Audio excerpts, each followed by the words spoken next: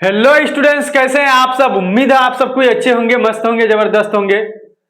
तो दोस्तों आज जो है क्लास 12 जो बच्चे चाहे आर्ट्स रखे हैं, कॉमर्स रखे हैं या फिर साइंस रखे हैं, सभी के लिए जो 100 नंबर्स के हिंदी होते हैं, हिंदी का पहला वीडियो लेकर के आए हैं।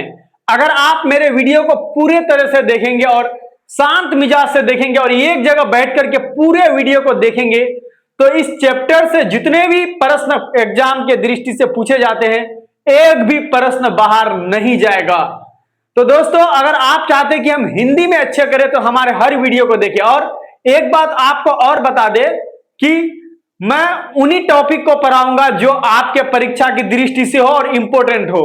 ज्यादा जो है बड़ा वीडियो नहीं करूंगा और ज्यादा बना चना करके नहीं पढ़ाऊंगा। मैं उन्हीं चीजों को पढ़ाऊंगा जो डायरेक्ट आपके एग्जाम में देखने को मिलेगा। और मेन टॉपिक अब कुछ ऐसे भी होते हैं कि 30 गो 40 गो ऑब्जेक्टिव पढ़ा देते हैं, लेकिन इतना कोई जरूरी नहीं है। एक चैप्टर में मुश्किल से 10-12 ऑब्जेक्टिव तो काफी हो जाते हैं।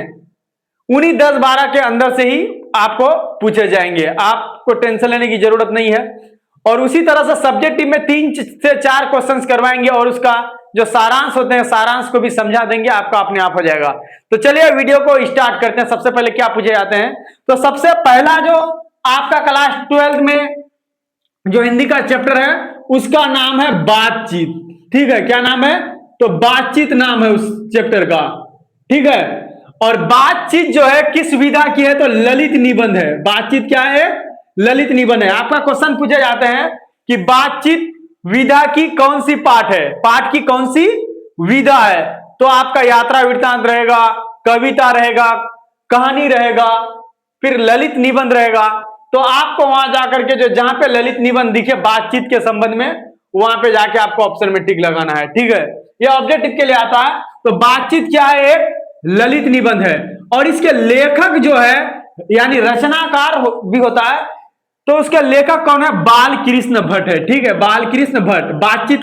बातचीत के लेखक कौन है, तो बाल कृष्ण भट्ट है। तो देखिए दोस्तों, ये 12th क्लास आपका आ गया। 10th क्लास में आप क्या पढ़ते थे, डायरेक्ट कहानियों को पढ़ते थे और कहानी को पढ़ने के बाद डायरेक्ट उसका क्वेश्चन आंसर देखने को मिलता है। लेकिन 12th जो है बिल्कुल उसका अपोज है। 12th में आपको ऐसे मार्क्स मिलने वाला नहीं है। इसमें जो है 23-24 चैप्टर जरूर है, लेकिन आपको जो है सबको अच्छे से पढ़ना पड़ेगा। तो 12th क्लास में क्या होता है कि जो लेखक होते हैं किसी भी कहानी का या फिर कविता का, निबंध का, उस लेखक का भी डिटेल्स पूछा जाता है। जन्म पूछते हैं, मृत्यु पूछते हैं, माता पिता के नाम पूछते हैं, जन्म स्थान पूछते हैं, कौन सा रचना लिखे हैं वो भी पूछे जाते हैं, या फिर नाटक पूछे जाते हैं, क्या क्या उनके जीवन में उपलब्धि रहे हैं। लेखक के बारे में पूरे बायोडाटा आपको पढ़ना पड़ेगा, उसके पूरे जीवनी को पढ़ना पड़ेगा, तभी जो है आप पूरे के पूरे मार्क्स उठा सकते हैं, अन्यथा फिर बहुत मुश्किल वाली बात है। तो यहाँ पे जो बातचीत के जो लेखक बाल कृष्ण भट्ट है उसके बारे में पढ़ेंगे। तो देखिए दोस्तों, बाल कृष्ण भट्ट का जो जन्म हुआ था 23 जून 1844 को हुआ था। ठीक है, बाल कृष्ण का जन्म कब हुआ था, 23 जून 1844। इसको याद रखना आपके लिए बेहद जरूरी है। ठीक, कहां पे हुआ था, निवास स्थान यानी जहां उसका जन्म हुआ था, तो कहां पे हुआ था दोस्तों, इलाहाबाद। और इलाहाबाद जो है किस राज्य में आते हैं, जो उत्तर प्रदेश। ठीक है, इलाहाबाद उत्तर प्रदेश में जो है उसका जन्म हुआ था। ठीक है, और उत्तर प्रदेश की राजधानी लखनऊ है। ठीक है, तो इलाहाबाद में उसका जन्म हुआ था बालकृष्ण भट्ट जी का। कहां पे हुआ था, तो उत्तर प्रदेश में। राज्य कौन सा पड़ जाता है आपका, उत्तर प्रदेश। ठीक है, उसके माता पिता के बारे में जानकारी करते हैं।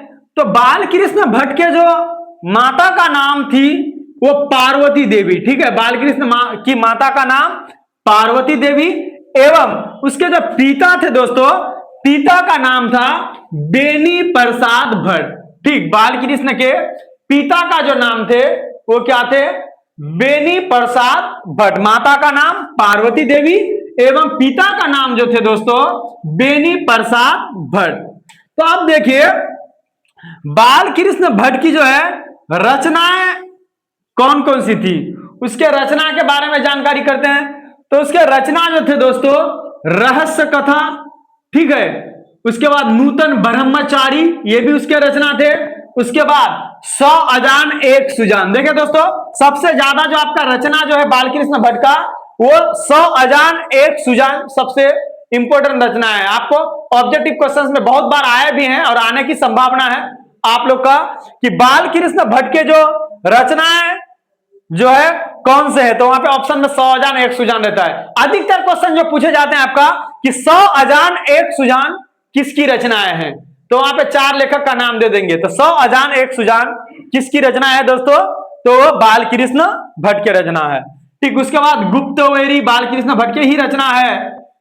उसके बाद रसातल यात्रा, ठीक है, उसके बाद उचित दक्षिणा, उसके बाद हमारी घड़ी, उसके बाद जो है सद्भाव का अभाव, ठीक, सद्भाव का अभाव। ये सब जितने भी रचनाएं हैं किसके रचनाएं हैं, तो ये बाल कृष्ण भट्ट के रचनाएं, ठीक है।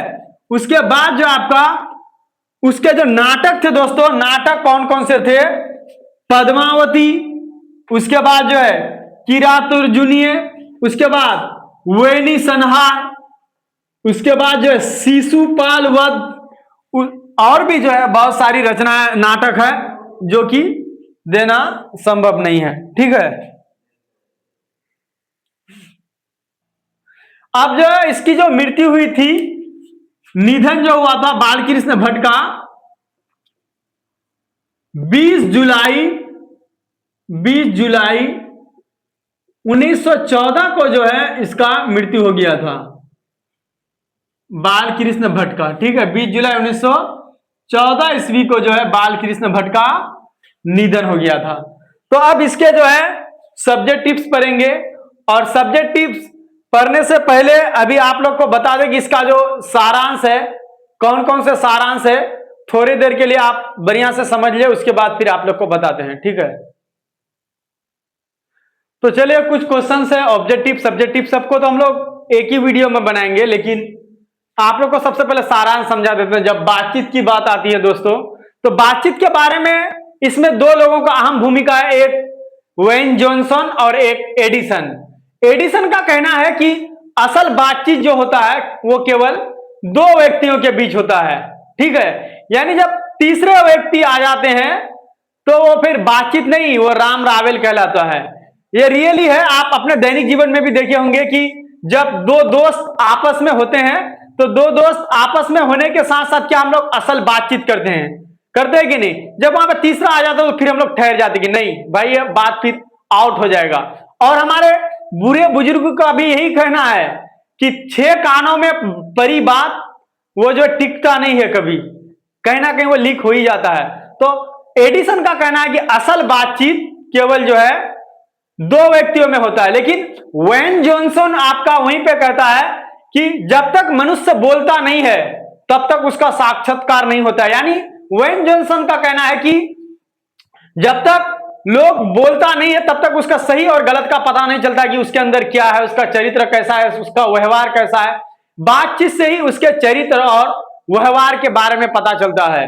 और बातचीत का जो सबसे अच्छा तरीका है, सर्वोच्च तरीका है कि वो अवाक होकर खुद से बात करे। यानी किसी भी टॉपिक को आपको कहीं पे अगर प्रस्तुतिकरण करना हो तो सबसे पहले आप अपने से उस चीज को बोले, क्या आपके पास सही होता है कि नहीं, या फिर आप दर्पण के सामने, आईना के सामने जाकर के खड़े होकर के बोले। जैसे कि आपको कहीं स्वतंत्रता दिवस के बारे में जाकर के आपके स्कूल या कॉलेज में बोलना है जाकर के, तो सबसे पहले उसके बारे में आप तैयारी करके शीशा के सामने, आईना के सामने जाकर के आप बोलिए, होता है कि नहीं। तो बातचीत के संबंध में यही कुछ जो है आपका तथ्य है जो आपको मैं बताया कि असल बातचीत केवल 2 व्यक्तियों में होता है, एडिसन का मानना है। और वेन जॉनसन का मानना है कि जब तक मनुष्य बोलेगा नहीं तब तक उसका साक्षात्कार नहीं होगा, और असल बातचीत केवल 2 व्यक्तियों में होता है। 3 व्यक्ति आने से मजा खराब हो जाता है। और बातचीत ऐसा ऐसा रस होता है कि जब 2 बुढ़िया, ये भी आपके कहानियों में ही है कि जब 2 बुढ़िया आपस में बैठेंगी तो समाज के बहु बेटियों के बारे में वो शिकायत करेंगी। और अक्सर होता है औरत जब भी जो है 2 औरत एक जगह मिल जाएगी और किसी का शिकायत ना हो, ये कभी हो ही नहीं सकता है, किसी किताब में लिखा हुआ नहीं है, ठीक है। तो जब 2 बुढ़िया आपस में बैठेंगे तो वो समाज में जो बहू और बेटियां होती है तो उसके बारे में शिकायत करेंगी, फलाने की बहू ऐसे है, फलाने की बेटियां ऐसे है, उसके बारे में शिकायत करेंगे। जब 2 लड़के आपस में बैठेंगे तो वो केवल अपने बारे में बात करेंगे, अपने तारीफें करेंगे, या फिर दो लड़कियां बैठेंगे अपने तारीफें करेंगे, अपने दोस्तों के बारे में जाहिर करेंगे। तो बातचीत ऐसे ही होता है। तो बातचीत ऐसा रस होता है कि कभी कभार आप अगर दो व्यक्ति बातचीत करते हैं, उसको अगर खाने तक भी अगर आप बुलाएंगे तो रोको ना, थोड़ा और बात कर लेते हैं, उसके बाद हम खाते हैं, तुम खा लो, तुम सो जाओ, उसके बाद हम खाएंगे। यानी बातचीत ऐसा रस होता है, ठीक है। तो यानी बातचीत करने से, असल बातचीत किसको कहेंगे हम लोग, जिससे जो हमारे कानों को सुनने में सुख मिले, हमें रस मिले, वही जो है क्या है, आपका बातचीत है। तो चलिए दोस्तों, हम लोग फिर क्वेश्चंस की तरफ चलते हैं, क्वेश्चंस को स्टार्ट करते हैं। सबसे पहले ऑब्जेक्टिव से शुरू करते हैं और एक ही वीडियो में आपका सब्जेक्टिव भी हम खत्म कर देंगे, ठीक है। तो देखिए, पहला क्वेश्चन आपका है ऑब्जेक्टिव में कि बाल कृष्ण भट्ट की रचना बातचीत क्या है, ठीक है। तो मैं पहले ही आपको उसके सारांश में पढ़ा दिया और उसके जो जीवनी को पढ़ाया हम बाल कृष्ण भट्ट के, उसमें तो बाल कृष्ण भट्ट की रचना बातचीत क्या है, तो दोस्तों ये ललित निबंध है, ठीक है। दूसरा क्वेश्चन है आपका कि बातचीत निबंध के निबंधकार कौन है, यानी जो बातचीत है आपका, वो निबंध जो है उसके निबंधकार कौन है। तो बातचीत निबंध के जो दोस्तों निबंधकार है वो बाल कृष्ण भट्ट है, ठीक है। बातचीत निबंध के निबंधकार यानी लेखक रचनाकार जो है कौन है आपका, बाल कृष्ण भट्ट है, ठीक है। तीसरा क्वेश्चन है आपका कि बाल कृष्ण भट्ट के जो पिता थे पेशे से क्या थे, ठीक है। तो दोस्तों बाल कृष्ण भट्ट के जो पिता थे वो पेशे से जो है वो एक व्यापारी थे, यानी बाल कृष्ण भट्ट के जो पिता व्यापारी करते थे, ठीक। 14 नंबर का आपका प्रश्न है कि बाल कृष्ण भट्ट किस काल के रचनाकार है, ठीक। तो बाल कृष्ण भट्ट जो है वो भारतेंदु युग के रचनाकार है। किस काल के रचनाकार है, तो वो एक भारतेंदु युग के एक रचनाकार है बाल कृष्ण भट्ट, ठीक है। आप ऑब्जेक्टिव का सिर्फ ऑप्शन याद रखिए और जब आपके एग्जाम में आएंगे 4 ऑप्शन जहां पे आपको देखने को मिलेगा, डायरेक्ट आप वहां देख लीजिएगा। ऐसे याद करने से आप कभी कंफ्यूज नहीं होंगे, ठीक है। 5वां नंबर का आपका प्रश्न है बातचीत के जरिए भाप बनकर क्या बाहर निकल जाता है।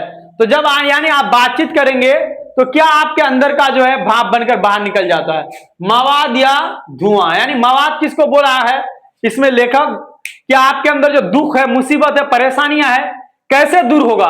जब तक आप दूसरे 2-4 आदमी को सुनाएंगे नहीं, जब तक आपका उसका सोल्यूशन नहीं होगा, जब तक आप 2-4 आदमी को नहीं सुनाएंगे तो आपका सोल्यूशन होगा कैसे। जब आप 2-4 आदमी को सुनाएंगे तो अपने आप आपका सोल्यूशन हो जाएगा और वो मवाद या धुआं बनकर के जो है वो बाहर निकल जाएगा, ठीक है। उसके बाद आपका 6वां नंबर का प्रश्न है कि बाल कृष्ण भट्ट की माता का क्या नाम है, ठीक है। आपको पढ़ाया जीवनी में, तो बाल कृष्ण भट्ट की माता का नाम जो है दोस्तों वो पार्वती देवी है, ठीक है। बाल कृष्ण भट्ट की माता का नाम क्या है, वो पार्वती देवी, ठीक है।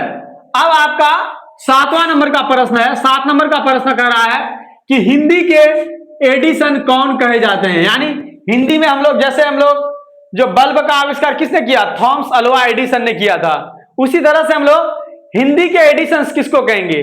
तो दोस्तों हिंदी के जो एडिशन कहे जाते हैं वो बाल कृष्ण भट्ट कहे जाते हैं, हिंदी के एडिशन, ठीक है। 8 नंबर का आपका प्रश्न है कि बाल कृष्ण भट्ट के अनुसार कितने कानों में परी बात खुल जाती है। अभी आप लोग को बताया कि बाल कृष्ण का क्या मानना है कि कितने कानों में परी बात खुल जाती है, तो यानी 6 कानों में परी बात जो है वो क्या हो जाती है, खुल जाती है, ठीक है। अगला क्वेश्चन है आपका 9 नंबर का कि असल बातचीत कितने लोगों में होती है। हम बताया, अभी आप लोग को समझा रहे थे जब, तो क्या बताया कि असल बातचीत जो केवल होता है वो 2 व्यक्तियों के बीच होता है। तो यहाँ पे 2 आपका राइट आंसर हो जाएगा, ठीक है। आपका फिर 10 नंबर का प्रश्न है कि बातचीत का सर्वोच्च तरीका क्या है। तो दोस्तों बातचीत का जो आपका सर्वोच्च तरीका यानी सबसे अच्छा जो आपका तरीका है क्या है, कि अवाक होकर खुद से बात करना, ठीक है। सबसे अच्छा तरीका यह है बातचीत का, जब आप अपने स्किल्स को बढ़ाना चाहते हैं, अगर 10 आदमी के सामने बोलने में डर लगता है, तो सबसे पहले आप अवाक होकर के अपने से बात करें, उसके बाद 10 आदमियों के सामने जाकर के वो बात करें, ठीक है। उसके बाद लास्ट का ऑब्जेक्टिव क्वेश्चन है कि बातचीत से लोगों का होता है। तो देखिए दोस्तों बातचीत से जो होता है लोगों का क्या होता है, आपका साक्षात्कार होता है, ठीक है। तो चलिए अब हम लोग फिर अब सब्जेक्टिव क्वेश्चंस को देखते हैं इसी वीडियो में। तो चलिए दोस्तों, आपका पहला सब्जेक्टिव क्वेश्चन है इस चैप्टर का, और इंपॉर्टेंट सब्जेक्टिव क्वेश्चन देंगे, सभी को नहीं देंगे क्योंकि इतना जल्दी याद होता नहीं है आप लोग को, तो इसीलिए जो है जो इंपॉर्टेंट है सब्जेक्टिव जो आपके परीक्षा के दृष्टि से है उसी को देंगे। ठीक है, तो पहला क्वेश्चन आपका है कि अगर हमें वाक शक्ति ना होती तो क्या होता। ठीक है, अगर हमें वाक शक्ति यानी बोलने का जो शक्ति ना होता, हमें वाक मतलब बोलना, अगर हमें बोलने का जो शक्ति ना होता तो क्या होता। ठीक है, यही क्वेश्चन कह रहा है। ठीक है, तो हमें वाक शक्ति ना होती तो मनुष्य गूंगा होता। ठीक है, क्या होता, गूंगा होता। अगर हम लोग के अंदर बोलने का शक्ति नहीं होता तो हम लोग क्या होते, गूंगा होते ना। अगर हमारे ध्वनि को दूसरे व्यक्ति सुन ही नहीं पाते और हम कुछ बोलने ही नहीं पाते तो हम लोग क्या कहलाते, गूंगा कहलाते। अभी भी समाज में जो व्यक्ति बोल करके आपके समक्ष बातों को रखने नहीं पाते हैं तो उसे हम लोग क्या कहते हैं, गूंगा कहते हैं कि नहीं कहते हैं। जो व्यक्ति बोलने नहीं पाते हैं समाज में उसको हम लोग क्या कहते हैं, गूंगा कहते हैं। तो अगर हमें वाक शक्ति ना होता हमें तो हमारे लिए दुनिया क्या होता, गूंगा। ठीक, मनुष्य क्या होता, गूंगा। समाज में वार्तालाप नहीं कर पाता, यानी जो समाज में है वहां पे बातचीत हम लोग नहीं करने पाते, एक दूसरे के समझ अपने बातों को दूसरे के पास नहीं रखने पाते, दूसरे के बातों को अपने से नहीं सुन पाते। ये भी एक तरह का कमी हो जाता, अपने बातों को दूसरे के पास हम लोग नहीं रख पाता। ठीक है ना, अपनी बातों को अभिव्यक्त नहीं कर पाता। ठीक है, अपने बातों को भी अभिव्यक्त नहीं कर पाता। अभिव्यक्त मतलब अपने बातों को दूसरे तक पहुंचाना। ठीक है, चाहे वह किसी भी माध्यम से हो। जब हम बोलने ही नहीं पाते तो एक दूसरे के पास हम अपने बातों को अभिव्यक्त कैसे कर पाते, नहीं कर पाते। ठीक है, मनुष्य जानवर के समान होता। ठीक है, जिस तरह से आज जानवर है, जानवर बोलने पाते नहीं पाते, अपने बातों को दूसरे के सामने अभिव्यक्त करने पाते हैं, नहीं कर पाते हैं, तो जानवर के समान हो जाता। जिस तरह से आज जानवर है, सिर्फ खाना है, रहना है, उसी तरह से हम लोग का भी जीवन हो जाता। किसी कार्य का हम लोग का जीवन नहीं रहता, जानवरों के समान हो जाता। ठीक है, तथा अपने सुख दुख को दूसरों के समक्ष नहीं रख पाता। हमारे अंदर क्या सुख है क्या दुख है हम लोग बोल करके ना बताते हैं कि हमारे अंदर ये दुख पड़ गया है, ये दुख का निदान कैसा होगा, कैसे होगा, किस तरह से हम इस दुख से निकलेंगे, कैसे करते हैं, तो हम लोग बोल करके ही जो है करते हैं। ठीक है, उसके बाद जो है क्या होता है कि अपने बातों को तो दूसरे के समक्ष नहीं रख पाते लोग, अपने दुख को सुख को दूसरे को नहीं बता पाता। ठीक है, अगला क्वेश्चन है आपका दूसरा नंबर का सब्जेक्टिव का जो क्वेश्चन है आपका कि आर्ट ऑफ कन्वर्सेशन क्या है। ठीक है, आर्ट ऑफ कन्वर्सेशन क्या है।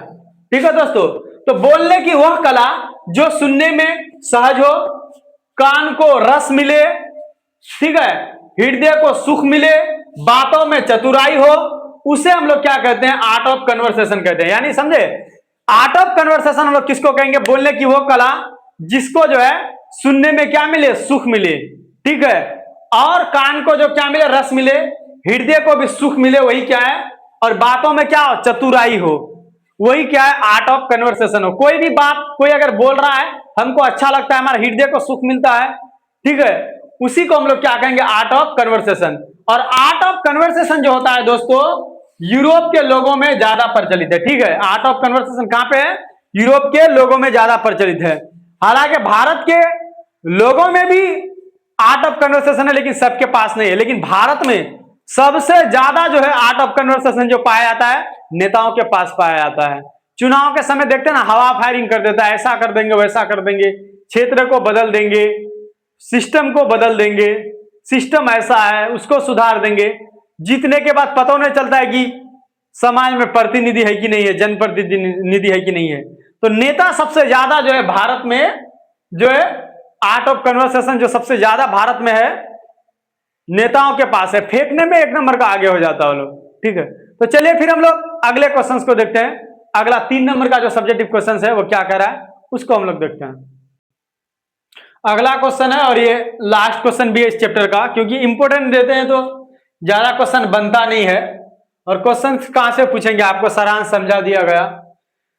तो देखिए दोस्तों, लास्ट क्वेश्चन है आपका 3 नंबर का कि बातचीत शीर्षक कहानी का सारांश लिखिए। ठीक है, जो आपका बातचीत है उस कहानी का पूरा सारांश लिखने को लिए कह रहा है। ठीक है, यानी जो बातचीत हम लोग जो निबंध पढ़े उस निबंध में क्या कह रहा है। तो अगर आप अपने से भी जानते हैं, लेखक के जन्म दीजिए, माता पिता का नाम दीजिए कि बातचीत शीर्षक निबंध जो है उसके लेखक बालकृष्ण भट्ट है, बालकृष्ण भट्ट का जन्म ऐसे हुआ था, या माता पिता जगह पूरा दे सकते हैं, ऐसे आप बड़ा कर सकते हैं। अगर एक पेज में आंसर दे तो बेहतर रहेगा, लेकिन हम जो शॉर्ट लिस्ट जो मेन पॉइंट है उन मेन पॉइंट को हम दे दिए हैं, आप अपने से भी बना करके बड़े कर सकते हैं। ठीक है, तो बातचीत शीर्षक कहानी का जो सारांश लिखने के लिए कहेगा, सबसे पहले क्या कहेंगे कि बालकृष्ण भट्ट बातचीत निबंध के माध्यम से मनुष्य को ईश्वर द्वारा दी गई अनमोल वस्तु वाक शक्ति को बताते हैं। यानी बालकृष्ण का कहना है कि मनुष्य में जो वाक शक्ति है, जो बोलने की कला है और बोलने का जो माध्यम है या फिर बोलने का जो शक्ति दिया गया है, वो ईश्वर द्वारा सबसे बड़ा माध्यम है, सबसे बड़ा देन है। अगर ईश्वर हमारे हाथ भी देते, पैर भी देते, चल फिर देख सब सकते, लेकिन बोलने नहीं पाते, तो हम अपने बातों को दूसरे के सामने नहीं रखने पाते। यानी जो ईश्वर द्वारा दी गई सबसे बड़ा वरदान जो है हमारा, एक बातचीत भी है, जो कि एक अनमोल कह सकते हैं। ठीक है, उसके बाद बातचीत के विभिन्न तरीके भी बताते हैं कि घरेलू बातचीत मन रमाने का ढंग बताते हैं। यानी क्या कहते हैं कि बातचीत के विभिन्न तरीके भी बताते हैं। ठीक है, बातचीत क्या है कि हमारे विभिन्न तरीके बताते हैं, यानी ईश्वर द्वारा दी गई हमारे जो अनमोल बातचीत है वो हमारे जीवन में विभिन्न तरीके बताते हैं कि कैसे बातचीत करना है। अब बातचीत अलग अलग जगह में अलग तरीके से किया जाता है। जैसे आप शादी विवाह के मौके पर किसी के रिसेप्शन में चले गए, तो रिसेप्शन में वहां पे खुशी की माहौल होती है, बिल्कुल आप वहां पे हंस सकते हैं, खिटखिटा सकते हैं, फुल एंजॉय कर सकते हैं, है कि नहीं। और वो बातचीत के माध्यम से ही आपका एंजॉय होगा, है कि नहीं। कहीं अगर मृत्यु हो गई, अपने दुखों को जाहिर करेंगे तो बातचीत से ही जाहिर होता है, या फिर जो है मनोमन जो है आप दुखों का जाहिर करेंगे, वो भी एक बहुत बड़ा ईश्वर का दिया हुआ एक वरदान है। ठीक है, और घरेलू बातचीत जो है मन रमाने का ढंग है, समझे। यानी घर से जो है लोग जो अपने बातचीत की शुरुआत होती है, घर से ही सीखते हैं कि लोगों का मन हम कैसे रवा सकते हैं, कहां पे कैसे बात करनी चाहिए। हमारे मम्मी पापा बताते हैं जब हम लोग बचपन में रहते हैं, जब बड़े हो जाते हैं स्कूल्स के माहौल में जाते हैं, स्कूल में बताते हैं कि बड़ों के साथ कैसे बातचीत करना है, छोटों के साथ कैसे बातचीत करना है, किसी अच्छे महफिल में जाए कैसे बातचीत करना है। तो बातचीत जो है हमारे मन रमाने का एक ढंग है। वो बताते हैं कि जहां आदमी की अपनी जिंदगी मजेदार बनाने के लिए खाने पीने चलने फिरने आदि की जरूरत है, वहां बातचीत की अत्यंत आवश्यकता है। यानी जिस तरह से मनुष्य को अपना जीवन को रोचक बनाने के लिए, अपने जिंदगी को मजेदार बनाने के लिए खाने की जरूरत, पीने की जरूरत, चलने की जरूरत, फिरने की जरूरत, हंसने की जरूरत, सोने की जरूरत होती है, उसी तरह से जो है बातचीत भी जो है उसका क्या है, बहुत ही जरूरत की चीजें हैं। खाएंगे पिएंगे सब कुछ हम लोग तो जीवित रह जाएंगे, लेकिन दूसरे के समक्ष जो अपने बातों को हम लोग प्रस्तुत करेंगे, किसके माध्यम से कर सकते हैं, तो वो हम लोग अपने बातचीत के माध्यम से कर सकते हैं दोस्तों। किसके माध्यम से, तो अपने बातचीत के माध्यम से। तो इसीलिए लेखक कहता है कि जहां पे खाने पीने सोने की जरूरत है लोगों को, वहां पे बातचीत भी उसके जीवन के लिए बहुत ही जरूरत है। ठीक है, वहां बातचीत की अत्यंत जरूरत है। जो कुछ मवाद जमा रहता है बातचीत के जरिए भाप बनकर बाहर निकल जाता है। यानी हमारे अंदर जो कुछ भी मवाद दुख रहता है या फिर कोई भी परेशानियां रहता है, हम लोग दूसरे के सामने बातचीत करेंगे, वो जो है आप अपने आप खत्म हो जाता है, अपने आप बाहर निकल जाता है। ठीक है, ये बातचीत निबंध से आपका पूरे क्वेश्चंस को लिया गया था। तो दोस्तों वीडियो कैसा लगा कमेंट में जरूर बताइएगा, या फिर किस तरह का वीडियो बनाना चाहिए ये भी आप कमेंट में जरूर बताइएगा। अगर आप चाहते हैं कि हिंदी में हम अच्छा मार्क्स करें क्लास 12 में, चाहे आर्ट्स साइंस कॉमर्स जो भी हो, तो हमारे वीडियो को देखते रहिएगा और चैनल को सब्सक्राइब कर दीजिएगा। वीडियो का उर्दू का भी वीडियो, ऑल सब्जेक्ट का वीडियो आपका आर्ट्स का इसी चैनल में मिलेगा। और इंपॉर्टेंट टॉपिक पढ़ाएंगे। ज्यादा टाइम है नहीं आप लोग के पास भी, मेरे पास भी, तो आप लोग जो है कोशिश कीजिए कि हर वीडियो को देखिए। बहुत बहुत शुक्रिया, धन्यवाद, जय हिंद।